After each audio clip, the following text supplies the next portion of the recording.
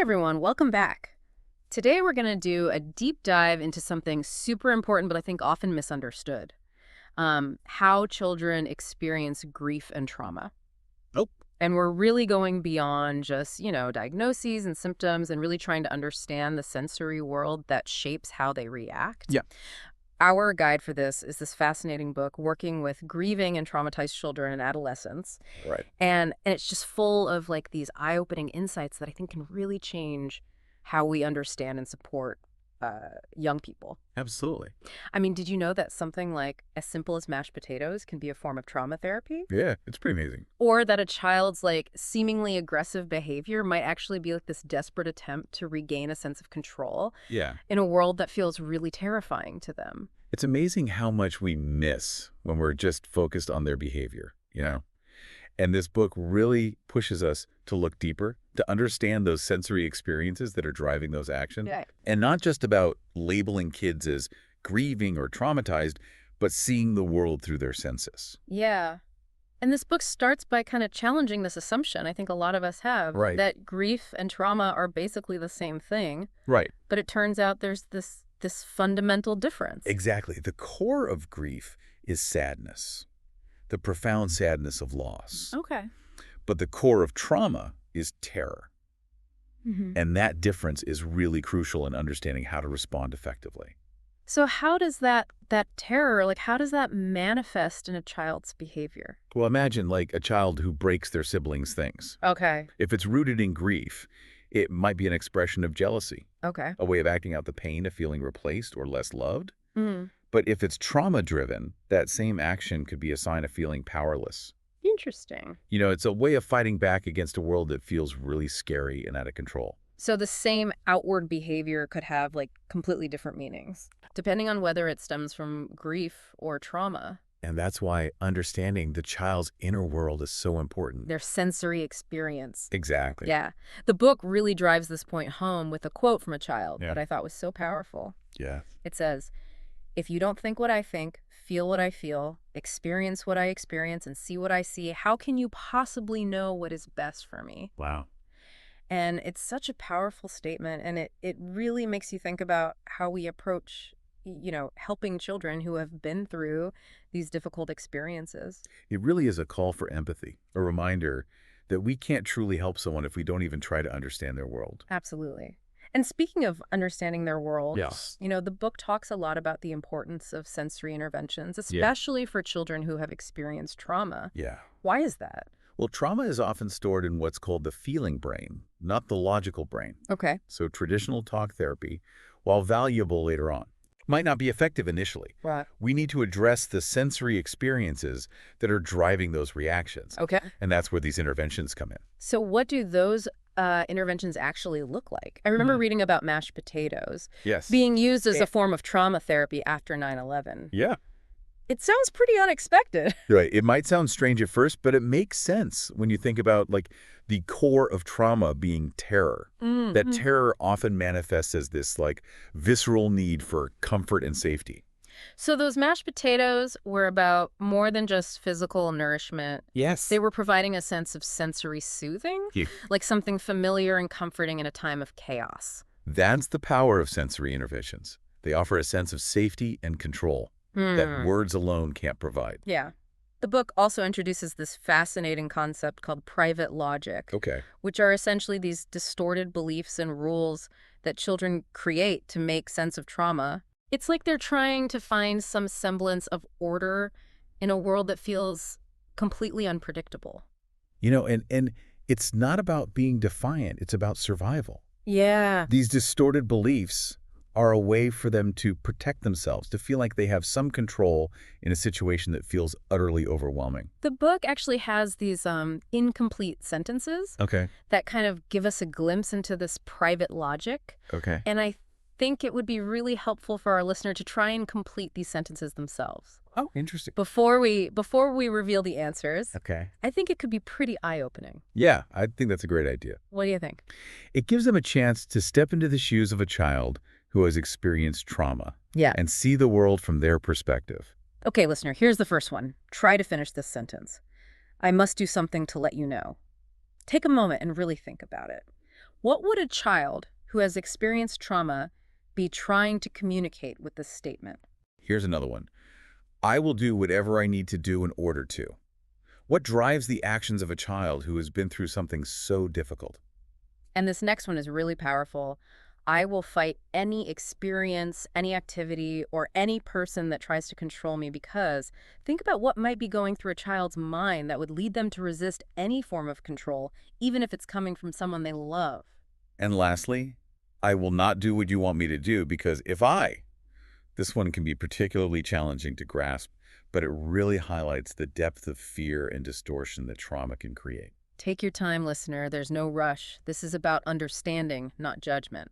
These sentences might seem strange or even illogical at first glance, but they start to make a lot more sense when we understand the private logic of a traumatized child. All right, are you ready to hear how the book completes these sentences? I am. Let's unravel the thinking behind them. That first one, I must do something to let you know. The book finishes it with, that I am still alive. It's chilling, isn't it? It really speaks to the profound sense of vulnerability and fear that these children carry. Right. Their world has become so unpredictable and unsafe that they constantly need to reassure themselves and others that they're still here, that they've survived another day. That second sentence, I will do whatever I need to do in order to, is completed with, feel safe. Again, it emphasizes that desperate need for safety and control in a world that feels incredibly dangerous. Their actions, even those that seem destructive or defiant, are often driven by this primal need to protect themselves. It makes you realize that what we might perceive as misbehavior is actually a survival mechanism, a Exactly. way of coping with a world that feels fundamentally unsafe. And that's why understanding their private logic is so crucial. Right. It allows us to approach them with empathy and compassion, to see their actions not as defiance, but as a desperate attempt to protect themselves. Okay, that next one. I will fight any experience, any activity, or any person that tries to control me because the book states control means danger. You can see how this plays out in their behavior, right? Any attempt to control them, even if it comes from a place of love and care, can trigger that sense of terror and lead to resistance or even aggression. Right. Because in their minds, control equals danger. It's a reminder of the powerlessness they experienced during the trauma. And that final sentence, I will not do what you want me to do because if I is finished with Buno, I will die. Wow, that one is really heavy. It really is. It reveals just how extreme the fear and distortion can be in the aftermath of trauma. Yeah. Their world is literally a life or death struggle. And their actions, even those that seem irrational to us, are driven by that terrifying reality. It really makes you think differently about discipline and setting boundaries, doesn't it? Absolutely. We need to be incredibly sensitive to their private logic, to their distorted perceptions of the world. We can't expect them to respond to traditional methods of discipline when their entire being is focused on survival. So if talk therapy isn't always the best approach, what does the book suggest? I'm particularly intrigued by this SIT CAP model. Okay. It seems like a very hands-on approach that moves beyond just talking about feelings. SIT CAP stands for Structured Sensory Interventions for Traumatized Children, Adolescents, and Parents. Okay. And it's all about using sensory activities to help kids process and regulate their experiences. It recognizes that trauma is held in the body, and so we need to address it on a bodily level. And what I find really compelling about this model is that it's not just about reducing symptoms or managing behavior. It's about creating opportunities for post-traumatic growth. Yes, it's about empowering these kids to not just survive, but to thrive. It's about helping them build resilience, to find meaning and purpose in the face of adversity. Yeah. And that starts with helping them feel safe and grounded in their bodies. One of the things that really stood out to me was the emphasis on safety in the SIT CAP model. Absolutely. Like every session begins and ends with activities that the child finds comforting and enjoyable. It's like creating a safe container for the trauma work, Yeah. making sure they feel secure throughout the process. It's like saying, we're going to explore some difficult things, but you're not alone, and we'll always come back to a place of comfort and safety. Exactly.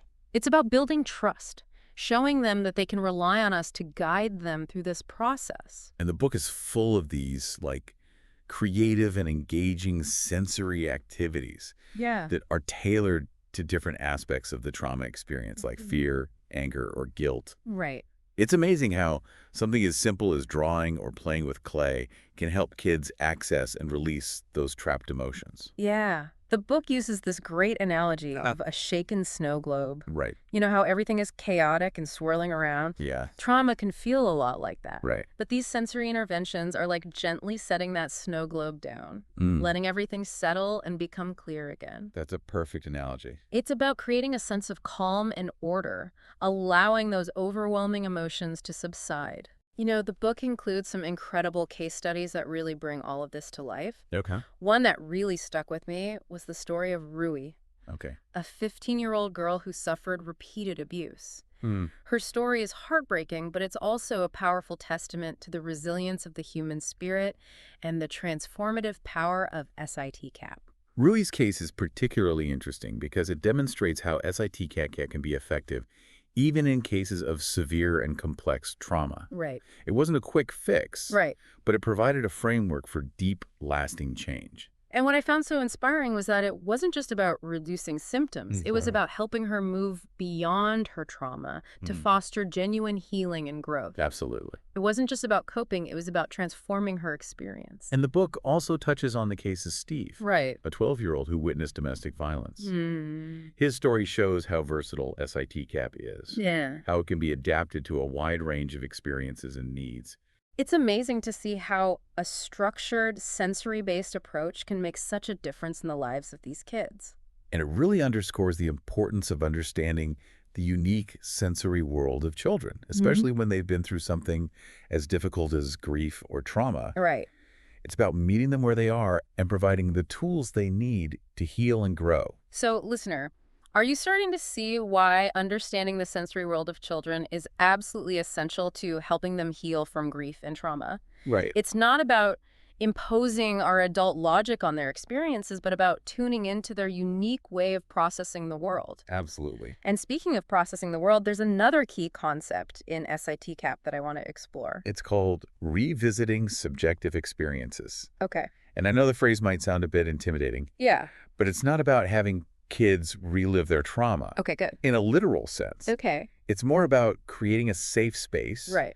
for children to explore and process the specific sensory experiences that are driving their reactions. We're talking about sights, sounds, smells, physical sensations, Right. anything that their body remembers, Okay. even if their conscious mind has blocked out the details of the event. So it's more like revisiting those experiences through a different lens, It's, a yeah. lens of safety and empowerment. Yes. Because now they have the tools and support to process those sensations without feeling overwhelmed. Exactly. And this is where the structured nature of SIT-CAP is so important. Okay. It's not about overwhelming kids with emotions. Right. It's about helping them access and regulate those emotions in a safe and controlled environment. That makes me think of something else the book emphasized. Right. That this isn't about fixing kids or telling them how they should feel. Right. It's about being a witness to their experience. Yes. Listening without judgment. Mm. And offering support as they navigate their own healing journey. Absolutely. We need to honor the child's experience Yeah. and trust their innate capacity for healing. Hmm. We're not there to impose our solutions. We're there to create a space for their own wisdom and resilience to emerge. I love how the book encourages practitioners to approach these kids with a sense of curiosity. Yes. Like asking questions like, what do you see? Right. Or how does that feel in your body? Exactly. It's about really tuning into their unique sensory world Hmm. without making assumptions Yes. or trying to interpret their experience. Curiosity is such a powerful tool. Yeah. It allows us to step outside of our own adult perspectives Mhm. and truly see the child in front of us. Right. It creates a sense of connection and respect that's essential for building trust and fostering healing. And speaking of trust, Yes. the book highlights the importance of starting and ending each SIT-CAPIA session Right. with activities that the child finds comforting and enjoyable. Absolutely. It's like creating a safety net, Yeah. making sure they feel secure throughout the process. It reinforces that sense of safety and control. Right. We want them to leave each session feeling empowered, knowing that they have the resources to regulate their emotions and navigate their experiences. I'm really struck by how this book connects the idea of sensory regulation Okay. to the development of resilience. It's Yes. like by helping kids regulate their nervous systems, we're also helping them build the inner strength to cope with life's inevitable challenges. Resilience is all about being able to bounce back from adversity. Yeah. And that starts with having a strong foundation of self-regulation. When kids feel safe and secure in their bodies, Yeah. they're better equipped to handle whatever life throws their way. So it's not just about addressing the trauma of the past, Right. it's about equipping them to face the future with confidence and courage. Exactly. And the beauty of SITK CAP is that it provides a framework for lifelong resilience. Mm, The skills these kids learn through sensory interventions can be applied to any stressful situation they encounter right. throughout their lives. So far, we've talked a lot about the theory behind SIT CAP, but I'm curious to hear more about what these interventions actually look like in practice. Sure. The book gives some fascinating examples. One of the most commonly used sensory interventions in SIT CAP is structured drawing. Ooh, I love drawing. But how does it help kids process trauma? Well, remember how we talked about trauma being stored in the body? Right? Drawing provides a way for kids to externalize those feelings and experiences. Okay. It helps to make those abstract, overwhelming emotions more tangible and manageable. So it's like they're giving those abstract emotions a concrete form, Like a that way to gets- express what words often can't capture. And the structured nature of the drawing activities in SIT CAP is really important. Oh, It's not just about free-form doodling. right. It's about using specific prompts and guidelines to help kids access and process their experiences in a safe and contained way. Could you give us an example of what one of these structured drawing activities might look like? Absolutely. One example from the book is called the Safe Place Drawing. The therapist might guide the child to close their eyes, take some deep breaths, and imagine a place where they feel completely safe and relaxed. Hmm. It could be a real place or a place they create in their imagination. Oh, okay. Then they're encouraged to draw that safe place using whatever colors and shapes feel right to them. Okay.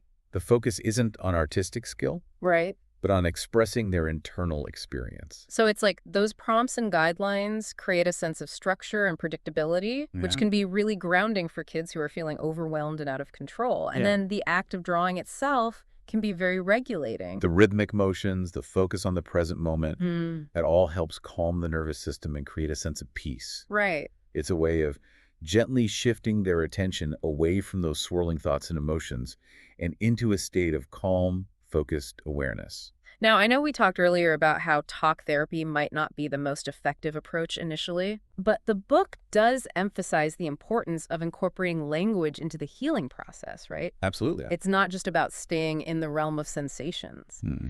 Eventually, we need to help kids make sense of their experiences Right. on a cognitive level as well. Language is a powerful tool for processing and integrating experiences. Yeah, But the key is to introduce it at the right time, right. after the child has had a chance to regulate their nervous system and create a sense of safety through sensory interventions. So it's like the sensory work lays the foundation for the cognitive work. Exactly. It helps kids feel safe enough to access and process those difficult emotions and experiences. Yes. And then they're ready to start putting words to those feelings. And the book has some really insightful suggestions for how to weave language into the SIT CAP model. Okay. For example, one technique is to use what are called trauma-specific questions. Okay, what are trauma-specific questions? That sounds intriguing. They're open-ended questions that encourage kids to explore their experiences Mm. without judgment or interpretation. Okay. So, for example, instead of asking, "How are you feeling?" Right. which can be really overwhelming for a traumatized child, Yeah. you might ask, "Where do you feel that feeling in your body?" Okay. Or, "What color is that feeling?" Ah, I see. It's about helping kids connect with their inner experience Right. in a way that feels safe and manageable, Exactly. without pressuring them to put those complex emotions into words Yeah. that might not even exist yet. And these trauma-specific questions can be incredibly powerful for helping kids gain insight into their own emotions and reactions. Hmm. It helps them start to connect the dots between their internal experience and their outward behavior. Another technique the book highlights is the importance of storytelling. Mm, It makes sense. We Mhm. all use stories to make sense of our lives. right. But I'm curious to hear how storytelling is used within a trauma-informed framework. Storytelling is a natural way for humans to make sense of the world. Yeah. and for traumatized children. Mm. It can be an incredibly healing way to Yeah. process their experiences and reclaim their narratives. Hmm. It's about helping them make meaning out of what happened, Okay. to see themselves not as victims, but as survivors. So it's not about telling them what their story should be, Right? but about providing a safe space for them to tell their own story in their own words and at their own pace. Exactly. And the book has some really creative suggestions for incorporating storytelling into sensory interventions. Hmm. For example, you might have kids create a sensory box that represents their trauma story. What's a sensory box? It's a box filled with objects that represent different aspects of their experience. Okay. So, for example, a child might choose a soft blanket Mm-hmm. to represent feeling safe, Hmm. a jagged rock to represent feeling angry, Okay. or a small toy to represent a person who is important to them during that time. And then they use those objects to tell their story. Exactly. They might arrange the objects in a certain way, Okay. create a scene with them, or simply hold them while they talk about their experience. Right. It's a way for them to externalize their story to make it more concrete and manageable. I love how creative and engaging these activities are. It's like sneaking therapy in through the back door, Right. making it fun and accessible for kids. Exactly. They don't even realize they're doing therapy. They're just playing and expressing themselves. And that's the beauty of SIT CAP. Yeah. It's about meeting kids where they are, using their natural language of play and creativity to help them heal and grow. Right. It's about empowering them to become the authors of their own stories. And it's not just about individual healing, right? The book talks about how these sensory interventions can be used in schools and community settings Yes, to create more trauma-informed environments. absolutely. It's not just about addressing trauma after it's happened. Right. It's about creating a culture of prevention and support.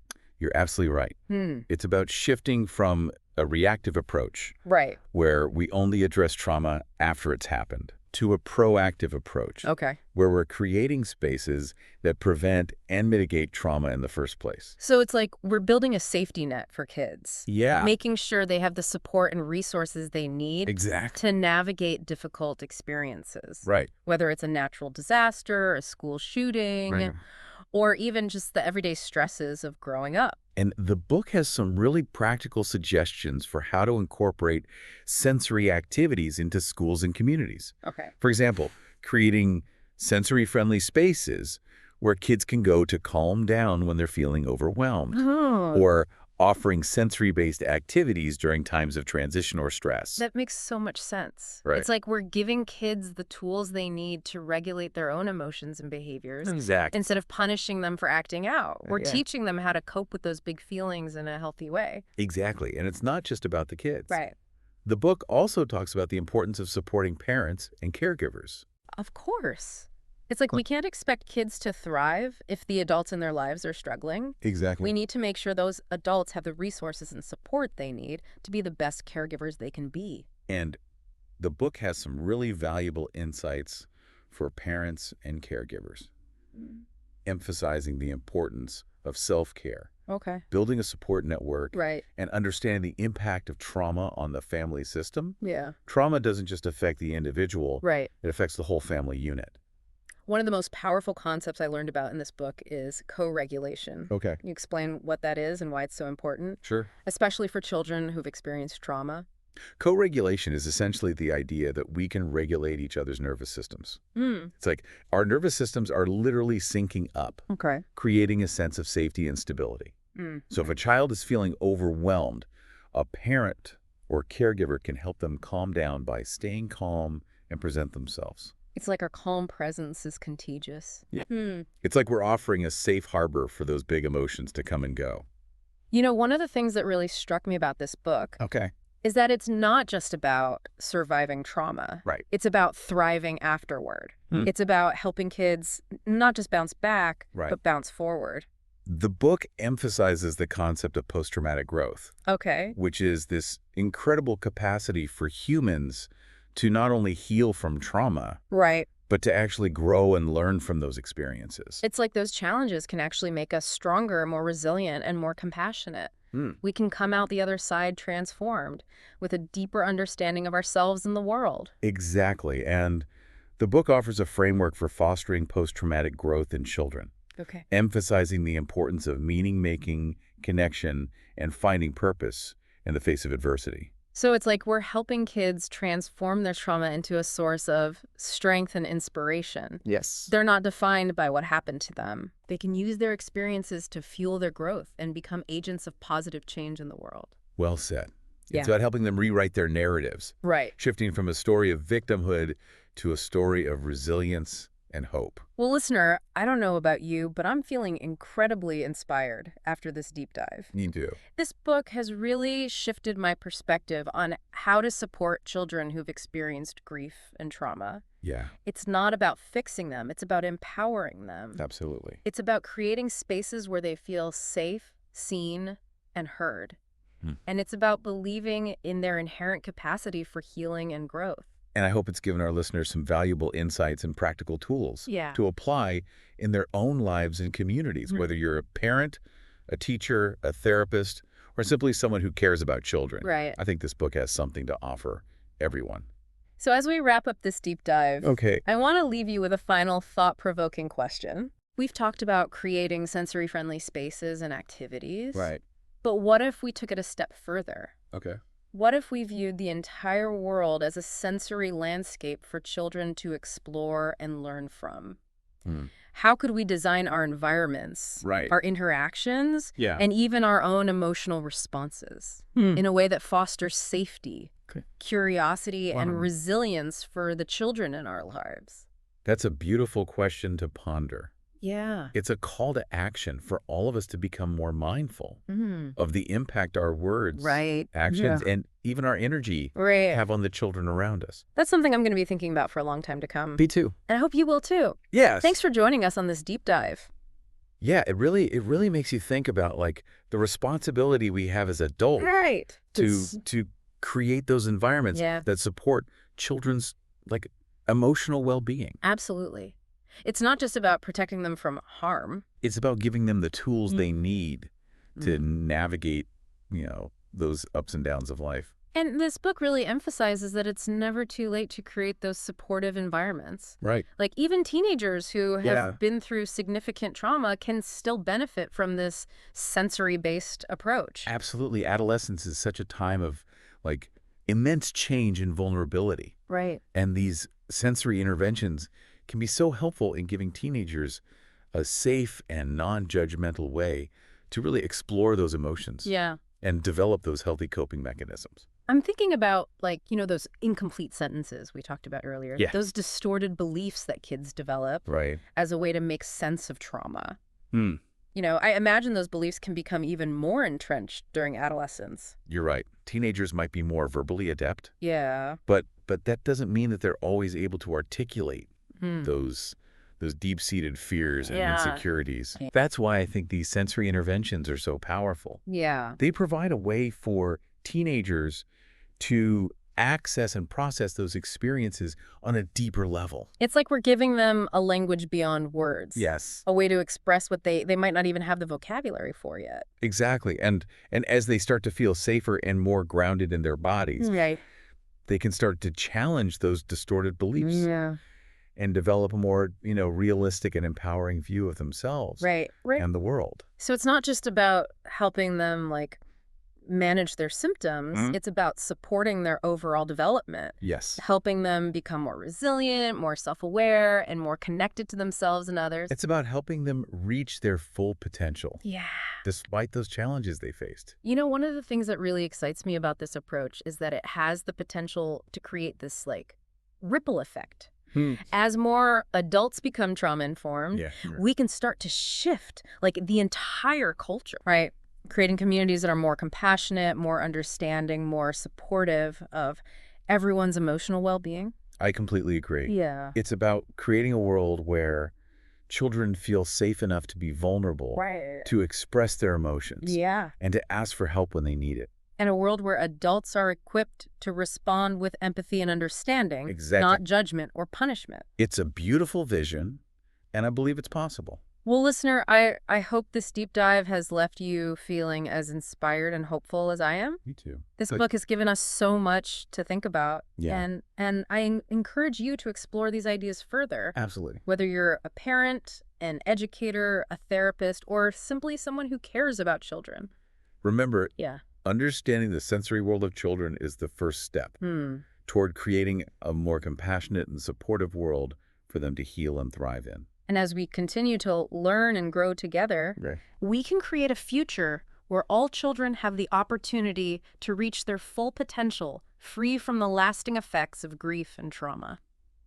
Thank you for joining us on this incredible journey. Yeah, We hope you'll stay tuned for more deep dives into absolutely. the world of human experience. Until next time, keep exploring, keep learning, and keep believing in the power of human connection to heal and transform our lives.